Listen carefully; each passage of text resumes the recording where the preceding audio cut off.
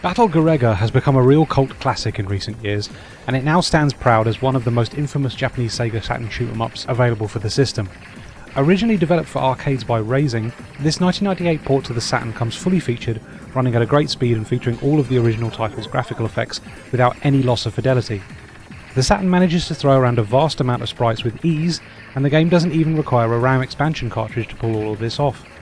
The game lets you control one of 4 airplanes, with the goal of the game to take down the Federation who recently employed our protagonists and are now using their technology to wage war against its own people. The action is fairly standard for a vertically scrolling shmup. Simply weave in and out of enemy fire, collect power-ups and make use of a limited super shot to take down anything that dares fire at you. Battle Garegga mixes things up a little bit by making power-ups exclusively add options to your arsenal, and these can be arranged in a multitude of formations to best suit your playing style. You also get use of the previously mentioned Super Shot, which can be gradually powered up with small red bomber tokens, or fully powered up with large green bomber tokens. The shot can still be used even if it isn't at full power, but it won't be as effective. Regardless, it still comes in handy to help you get out of a hairy situation.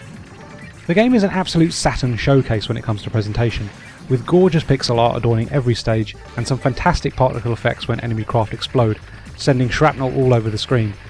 While 2D games were definitely out of season during this time period, the skill for making 2D games was at its absolute peak, and Battle Garegga really shows how well Raising had perfected their craft. So it plays great and it looks and sounds great, but are there any flaws with Battle Garegga?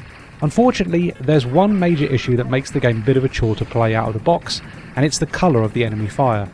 The whole game is presented in a more realistic colour palette, and as a result the enemy fire tends to get lost in the mix of explosions and shrapnel flying all over the screen. It is so difficult to discern what is debris and what are enemy bullets that a second revision of the game was released for arcades with brighter enemy bullets. Thankfully, this edition is included in the Saturn port and you can change the colour of the enemy fire in the options to negate the difficulty of the original revision. But my word, make sure you do this before you start a game, because the game is considerably more difficult without the minor change, and it could turn certain players off the title. Despite this, Battle Garegga has definitely earned its place as one of the Saturn's premier shmups, and unfortunately the collector's market now know this. Prices for the game have skyrocketed in recent years, but thankfully the game is now available digitally on PS4 and Xbox One, so an expensive Saturn copy no longer needs to be your only option if you want to play the game legally.